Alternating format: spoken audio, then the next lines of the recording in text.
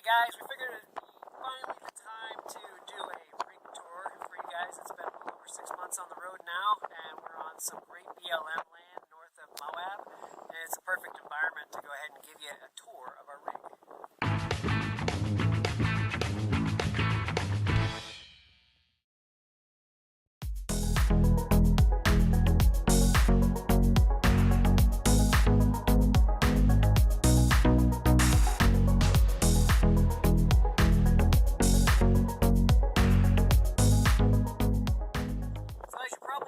Our rig used. This was 2014, and our goal was to buy a 4 to 5 year old RV so that we could, take advantage of the lowering, or I should say, the plateauing of the depreciation. We buy a new RV, they depreciate very, very quickly in the first 4 to 5 years. So my goal was to get one that was 4 to 5 years old. So we bought this used.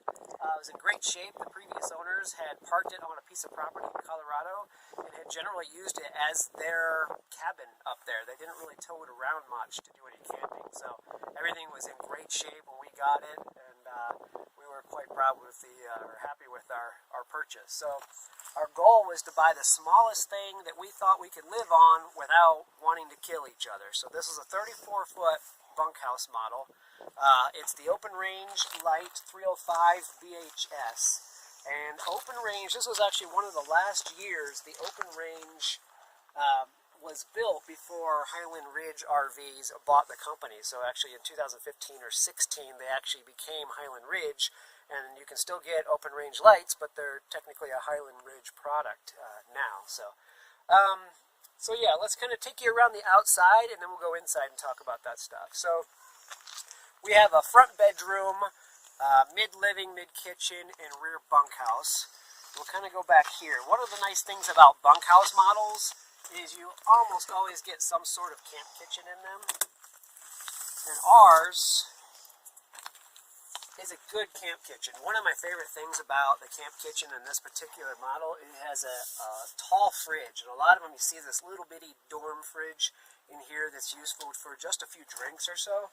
But this one, although we just have drinks in it right now, it actually can hold quite a bit of food and stuff that we don't need to get to as often from inside the RV. We can leave out here. The downside is this is only powered by AC electric, so when we're out boondocking and just on propane for our regular refrigerator, this one is not powered up. So it gets chilled by the generator when we charge batteries, but that's about it. This particular bunkhouse or camp kitchen has a good amount of storage up in it for extra things, again, that we don't want to access all the time. It has a sink that drains to the ground, which has pros and cons. On one hand, I kind of wish it would drain into the tank if we needed to use it more, so I don't have to drain to the ground. On the other hand, if we have to rinse stuff off and whatnot, that doesn't matter if it drains to the ground. We can simply hook a hose up to this and run it off into a bush or something. And, we're dealing with clean water, that kind of thing. It goes on the ground without filling up our tanks. It has a spare microwave on the outside. In this unit, you can use either one of the microwaves at one time, but only one at a time. So there's a switch. I think that they don't want you to draw as much as 2 microwaves can draw at the same time, so they put that safety factor in. This one has a stove, and I think if you've seen our previous video about RVs and what we liked and don't like, what I don't like is it doesn't have a grill. We're near an airport in Moab, so helicopter going overhead.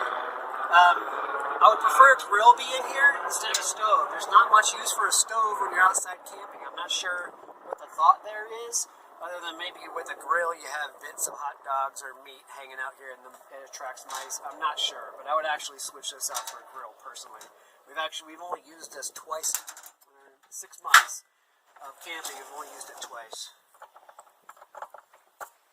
It has another storage drawer here, just kind of gives us your tongs, lighters, that kind of stuff. I keep a lot of things fire ring related in here to have campfires.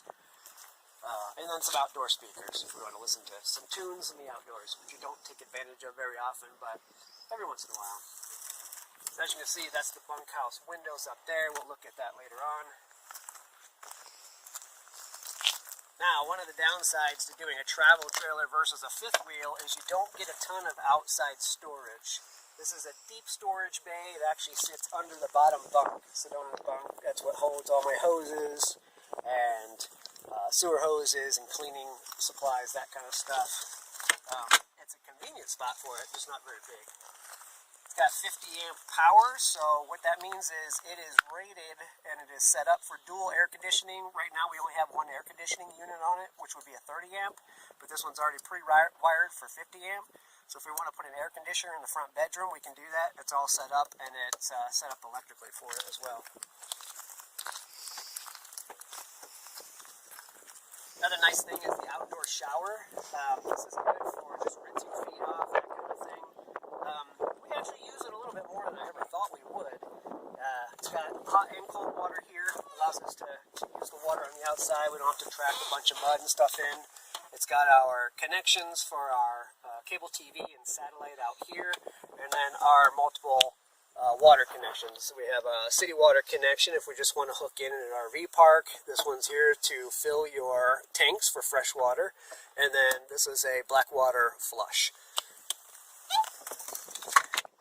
One of the things I like about this rig at first, and I'm kind of undecided at this point, it has an electric stabilizer jack. So all you have to do is hit the buttons on the side, and the jacks come down. So you don't have to sit there with a drill and lower each jack separately. It's nice, but at the same time, I think that you probably get a more stable leveling out of the manual one. So something to think about. It's nice to have, but it's also something that can break, and I think you get better stabilization out of the manual ones. So we'll see. This slide out is one of two. The slide out has our cabinet and has the two chairs for the living room in it. Looking at inside. One thing I wanted to mention is this is a wide body RV, 101 inches or 100 inches, I think. So it's actually about a foot wider than many RVs, many travel trailers, which is nice if you're going to live on one. So if you live on a travel trailer, you might look at a wide body to do so. It is a little bit more cumbersome to tow because of that.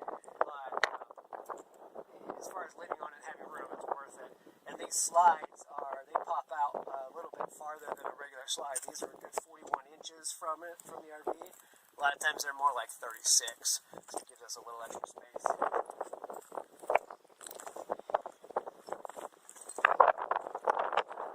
Both slide outs are on the same side. That's kind of nice when you're setting up, because you don't have to worry about the room. You just have to worry about the one side where the pedestals are. I know how much my bigger slide comes out. All I have to do is worry about that measurement. This is actually our master bedroom wardrobe slide. So in a travel trailer, storage is kind of a commodity. So one thing that you run into is not enough clothing storage, especially up in the master bedroom in a travel trailer. So this unit actually has a whole slide dedicated to our wardrobe, which is nice. So that's the only two slides in it.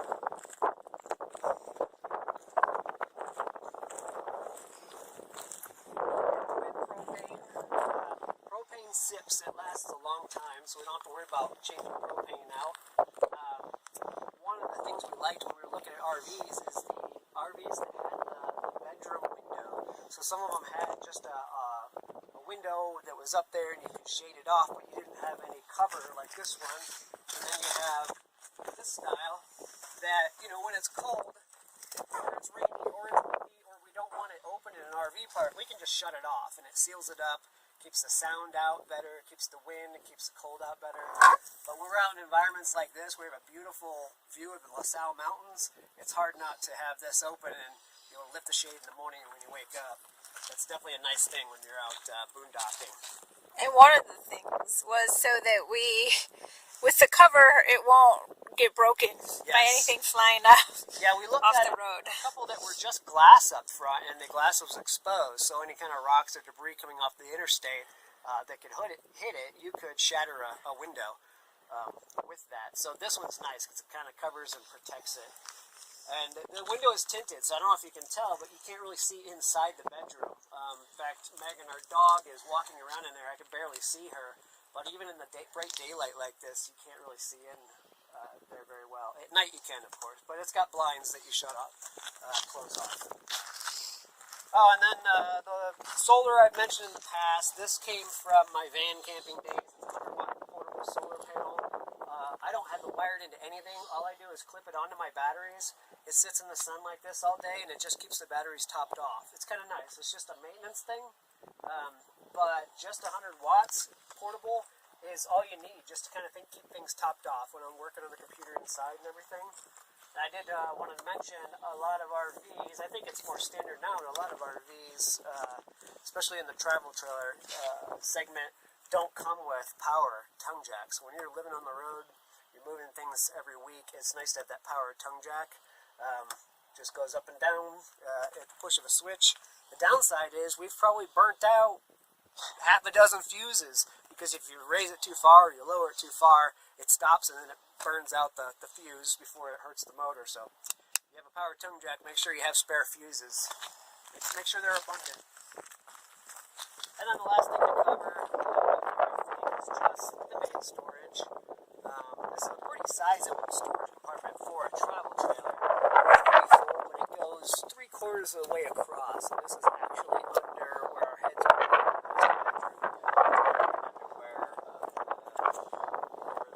Passenger side shelf like nightstand. This is part of that. So store a lot of stuff in there. By no means do I have it filled up. There's actually one surprise. We thought that moving on to an RV we would have every nook and cranny stuffed, but we don't. We actually have a lot of space that is unused, and which is nice because you're not pulling all kinds of things out while trying to find that one small thing in the back. So let's go inside.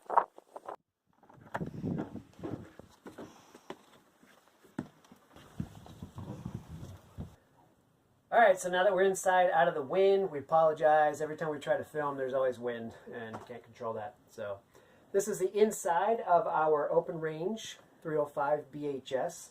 And as you can see, it's mid-living and mid-kitchen. So, I don't really have an agenda here, other than let's just start with kitchen, I guess. So our refrigerator, we always wondered when we were looking for full-time refrigerator, full-time RVs, what the refrigerator is going to do and what they weren't going to do for us as far as capacity.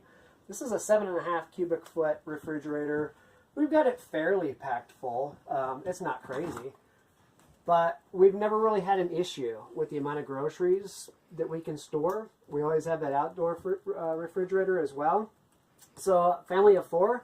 With 2 teenagers, a 7.5 cubic foot refrigerator is actually doing fine. It's dual electric and gas. Being out here on the BLM land, we have it switched over to just gas right now, so it's working off of propane. But typically you would switch it to auto if you're going in and out of RV parks or disconnecting to travel. If it doesn't find electricity, it automatically switches over to gas and uses propane. Same microwave that sits outside. Typical little bitty oven. The oven is actually used quite a bit. A lot of people don't touch their ovens whatsoever, but we got a little baker in the family. She loves to bake in there. So it actually gets used quite a bit. And of course the stovetop gets used a lot. The one thing we liked about this kitchen setup, although it's kind of small in the counter space when it comes to full-time living, it's actually kind of big when it comes to this type of camper if you're doing weekend camping. So we've been able to deal with it, but it has a lot of kitchen cabinet storage. So again, it's another situation where we thought we would be packed to the gills with our cabinets, and we're really not. We have stuff in there we can actually get to. We don't have to yank everything out just to get to one little item in the back. We have room to throw breads and fruits and coffee makers, a fair amount of drawers, a large one down here which holds the big pots and pans. And actually, I'm going to show you a quick little trick while we're talking about drawers. If you get these expansion bars, they're kind of like the your shower rod in your bathroom, and you can set them. What we do with this one when we travel is we wedge it under that stove, so this drawer can't pop out. So we go down the road, you're rocking and rolling, all those heavy pots and pans, they want to work this drawer open because these latches are always off. Out of whack. So this thing flies open and all of a sudden you got all that weight. So grab yourself a few of these and use them to help secure your stuff in your cabinets. These aren't really storage. These are just little knick-knack things. Turns into a junk drawer, to be honest with you. We have our water pump under there, so that's not much. A little bit of storage here. And And of course, this ends up being our trash area, which that's kind of our one big battle in this unit. I don't know if it gets any better in many, but there's no good place for trash. Because we have dogs, we can't just put a trash can out in the middle, so that's the de facto trash place. Then we have our pantry storage. 3 good cabinets for that. Those are fairly packed full. But again, using these spreader bars up here keeps olive oils and stuff from falling out. We had an Italian dressing incident once where that came down, smashed, and we had olive oil all over the floor, which is always fun to clean up. Alright, I think we'll stay in here. So spinning around to the driver's side, this is the large slide out that we showed you from the outside. So this is a booth dinette. The one thing on our list that we would have liked to have is a U-shaped dinette, and that's where you can go in behind that area of it. It makes it much more conducive and usable for 4 people to sit in and have dinner. As it stands now, we very seldom sit all 4 of us in here. It's usually 2 at the table and 2 in those chairs. So that was one compromise we made with buying this model. Can't have everything you're looking for. Cabinets. There's a good amount of storage up here. One thing you give up by having cabinets overhead is larger windows. So in some units they'll tout how much view you get and how much light you get in by these big large windows, but then you realize there's no cabinets over here, no storage. Well, when you're living full-time on a rig, you kind of have to give that up. We have plenty of light coming in. I wish we had more. But I'll take this storage over the extra window space anytime. And then moving over into the same slide, we have the same... Don't judge that cabinet. This is the homeschool cabinet. So this one, stuff is going in and out of constantly, and it's actually the most dangerous one. This is the one you're most likely to get whacked by a book, you know, after... Yeah, after rolling down the road. All the stuff becomes dislodged. And that's our game cabinet. So that one stays pretty secure, the way everything's wedged in there. Why don't you explain that little light above your head? Yeah, the lights. These are specialty lights, you know, just for RVs, and I have not been able to find the right replacement for it. This globe, the screw, the stud loosened up early on in our trip. I think it was on our East Coast leg, and the globe fell and smashed. It was glass. These are actually glass globes. I can't find the exact replacement globe, so I think I'm going to have to replace both lights at the same time. I just haven't done it yet. We actually don't use these very often because these are one of the few incandescent lights in the whole rig. Everything else is LED. So one of these days we'll get that replaced. This unit actually comes with a couch with a pull-out bed. The previous owners, because they used it as their little cabin, pitched that and put these 2 reclining chairs in, which are nice, really comfortable for movie watching, hanging out.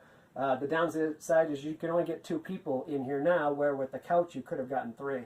One of the kids could have sat on the couch with us or whatnot. So our seating arrangements are, we kind of choose nights. We flip-flop nights for these, and then the other 2 are in that booth dinette. Just has to be that way if you want a smaller rig. Let's go, well, we'll work our way forward. So we essentially have our entertainment center. The stereo is DC and AC, meaning we can do it whether we're boondocking or not. And you can select whether you're running these speakers or the outdoor speakers or both if you want music everywhere. I forget what the TV is. It's probably 30 inches in that range. But the TV is LCD TV. Basic TV, nothing, no frills there, but does what it needs to do. So it makes a nice corner entertainment center where everybody in the main part of the rig can see it. So it's placed well, and the speakers sound good. Let's move on into the bathroom. Our spacious bathroom. So having teenagers, I would love to have a second bathroom, but this one, in all honesty, has done just fine for us. It's a fairly decent bathroom. We'll have you come around here in a second to do the storage, but it's basic. You got your little vanity, you got your storage for all your cleaners and toilet papers and stuff. The shower size, although I could use a little bit larger shower, really hasn't been an issue. It gets the job done. It's plenty tall, and I think just like drying off in there is ends up being a little snug. So I think in the next RV I would look for something just a little bit bigger for full time. But here's the plus side. Here, I'll grab the camera. I was gonna say I can't. Walk to the lens. Here's the upside of this bathroom. For a family of 4 is for a bathroom. It actually has a lot of storage in this corner. It's one thing you don't often get in a bathroom. In a small unit is much bathroom storage. So the ability to place a lot of towels in there, and as well as shaving creams and shampoos and all that stuff is a plus when you're living full time.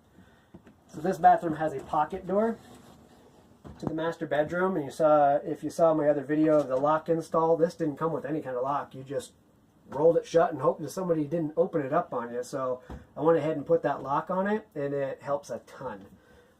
In fact, one of the downsides of the pocket door that doesn't lock, we almost always ended up locking this door and then walking out this one, because we were going into this bedroom or the kids were visiting us or something, and then we would end up locking everybody else out of the bathroom from this door. So the upside is when we have this locked, which we normally do now, then nobody locks us out of that one. So maybe come through this way to film bedroom.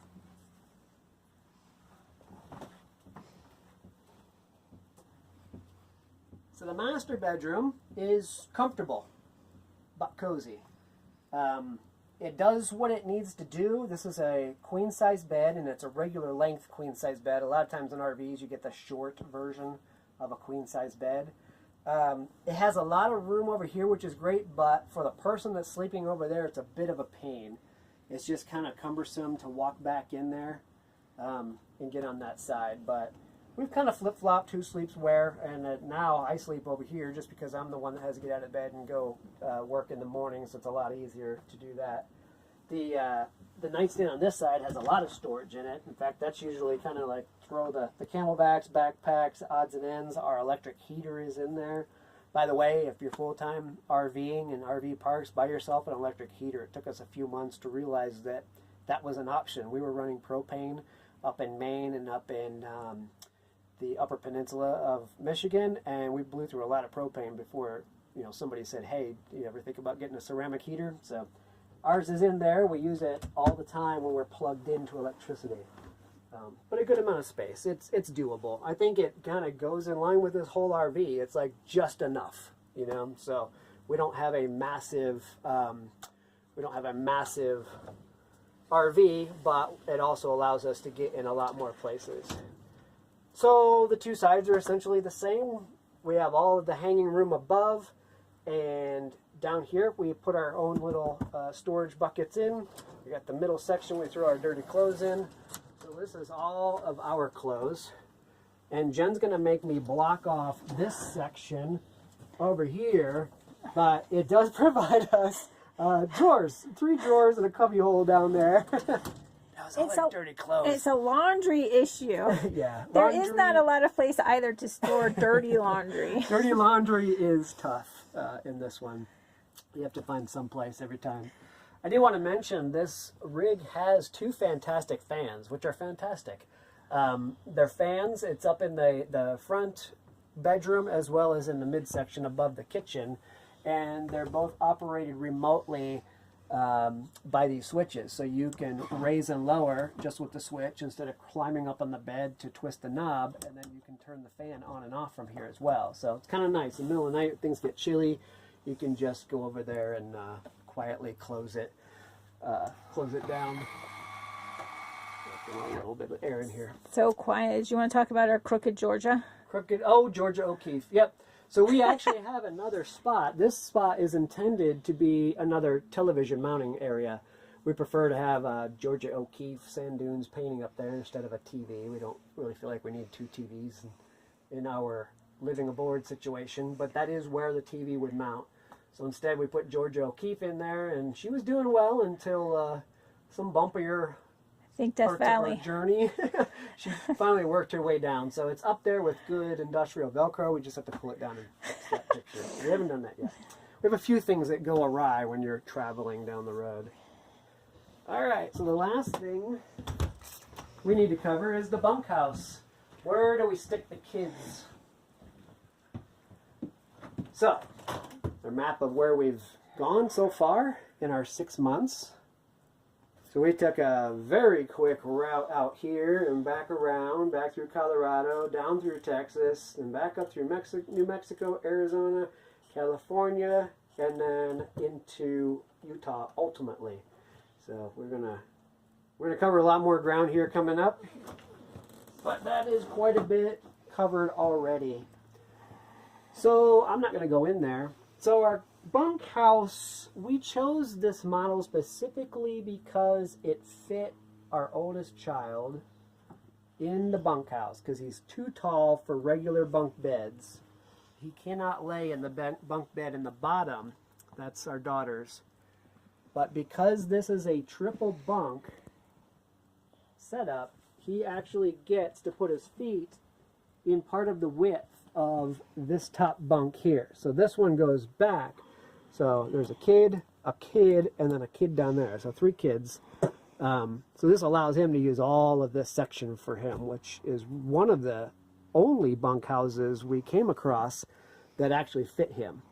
I think in hindsight, we would have, I think if I got to go back and do it all over again, I would have gotten a 38-foot bunkhouse travel trailer that had more room for the kids. That's our one complaint, is the kids, although they have a place to sleep, they don't have a place to kind of go hang out.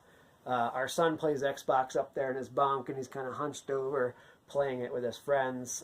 It gets the job done for him, but we'd all prefer we had a larger bunkhouse. But I think ultimately, if it were a 38-foot travel trailer versus a little bit shorter fifth wheel that actually had a bunkhouse or something similar, I would go with the fifth wheel. But in our plans, we thought we would use the cap on the truck to put the dogs in. We didn't end up using it that way. The dogs ride in the cab with us. So anyway, if we had it all over to do again, I think we would go fifth wheel to do it. But this is a unit that we think will sell pretty quickly when it comes time to come off the road, and you know, it's one that people might be looking for just to take weekend camping as well, not just full timing. So we'll see how that turns out. But that's it. I think that is all we need to cover on a rig. I did want to talk. Why isn't it white? Huh? Why isn't it white like everyone else's? It's not drab? white like everybody else's because we haven't remodeled it. I kind of want to leave it stock. I don't want to mess with it too much because I want everything to be original as the manufacturer intended for better resaleability. One thing we did really like is the floors, though. You know, it's just linoleum, but I like the look at the floors. And we also liked these whitewashed cabinets. A lot of RV cabinets, you'll end up with the brown like you have over here, but you'll have it in the kitchen as well, which makes it even darker. I mean, the lighting in here isn't great, especially for filming. But these cabinets, I think, add a nice touch. This coloring, I think, is a little nicer than the typical dark brown. So that's about it. Front door. Front door. Let's talk about that. Because frankly, it's a tough little space. Why don't I grab the camera Oh, and you talk about that? So, welcome to our front door. I'm going to come over here because it'll light. Yep. It has these 2 cabinets here, which he didn't cover. This does a lot of things and has a lot of buttons. That's our control panel. I'm still trying to figure out what some of them do. You're not trying to figure out anything. You won't let me teach you.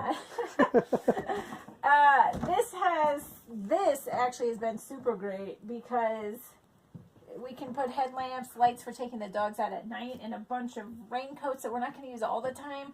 But you have to hang here till they're dry when it starts. So the whole process is a bunch of rotating coats a lot. But I actually really like this space, and sometimes I throw the kids' flip-flops or my flip-flops down in there. This can be very crowded with shoes in mud and rain, and any given day if you have kids who care about what shoes they wear. Yeah, any messy conditions, it gets crazy in there. But I'm kind of adamant about, like, you're allowed to have one shoe, one pair, and then you got to put the rest away. Whoever you are in the house, because I can't stand they start to kind of morph out to here. And then we hung these hooks to hold coats. There's always like storage, creative things that you have to do, but we're constantly out with the dogs, so we can't like put these away in closets. They have to be ready to be worn. So this is kind of always a challenge, but I think we've figured out for us what works. And we put the gate in for the dogs so that they're not able to run over to the window, bark at squirrels and bunnies. We've discovered bunnies are a thing when you're boondocking especially. So we can just close it off, then they can't get out. So the gate has been a great thing. We can cordon it off. It allows us to leave that window open. A lot of times we'll put a towel over this just so they don't see something running past, but we can still get the light in or the air in without worrying about the dog blasting through the screen or wrecking our screen. So that's actually been a great addition. And we didn't do it permanently. What I did was I took these trim, this is actually house trim, baseboard, and I Velcroed it up on the walls just to spread the load, and then used the spreaders of the gate to go against that. In fact, you can kind of see this is bowing in a little bit. I need to re-support it. But what I didn't want to do is make anything permanent, again, just to put everything back to original factory configuration for resale down the road. So, but that gate, if you have dogs, is awesome. That was a great buy. I think this little passive moisture collector. Do you want to trade or? Yeah, I don't know. Yeah, go ahead. So we had condensation issues. If you remember our videos from up north in the Northeast, we had a lot of condensation issues at first. We have this, and all it is the little silica packets. They're large silica packets. There's 2 of them in here, and it just passively collects moisture out of the air. And if you ever have moisture issues and trying to figure out what to do with it, give one of these a try. I forget what they're called. It's called Damp Rid. I don't know, $15 I think is all it is. But it actually ends up with liquid at the bottom of it. It pulls it out of the air and just helps a little bit. It's not drastic, but it's worth having around, especially in damp climates. The one thing you don't want to do is let it spill over. We accidentally forgot to pick that up one day, and we tooled down the road to our next stop, and we came in and the water had spilled on the floor, but because it's that silica that collects the water, it was this weird slimy mess that was really hard to clean up for a while. Yeah, like diaper goo. So yeah, don't forget to do that. So that's about it. That's we're at about 300 square feet in this rig, and in general it's done really well. I would say we hit it about 90% in my opinion as far as what we needed to go full time. There are a few adjustments we would make, but I think we did pretty well for what we chose. So is there anything else you think we need to cover? We got it all. I think we got it all. I mean, one of the things, can we hold it so yeah, we're both in it? We're both in it. Oh, we're so fun. One of the things I kind of begged Trav to redo and paint everything white before we moved in. We had exactly 2 weeks with the rig before we had to be out of our house. So in the end, he was adamant, and I'm actually fine with that. We just decorated what made sense with the colors that were in here. Everything we owned already from our house. The only thing we had to buy were queen sheets because our bed at home is a king. After packing up, moving all our stuff, getting rid of so much stuff, it's been really hard for me to try and think that we need anything else. I need to buy anything for the rig because when we moved, it was all giving up things. Right. And we It's hard to realized go how acquire much we more stuff. consumed. Yeah. So it's really stuck with us about the consumption aspect of going from a bricks and sticks to a RV. So we've really tried to honor that, and then in the end, hopefully it'll resell and yeah, that's a big thing to me, is just keep everything stocked and keep it clean and neat, because it'll be a great rig for somebody else down the road. That's it. I think if you feel like we left anything out, throw them down in the comments. Ask us questions. We're happy to answer them about the rig, about certain aspects of it. If you guys are looking for yourselves, then yeah, we're here to help. So do us a favor, comment. Make sure you give this video a thumbs up, and if you're not a subscriber, it really helps big time if you become a subscriber. So that's it. Thanks for watching, guys.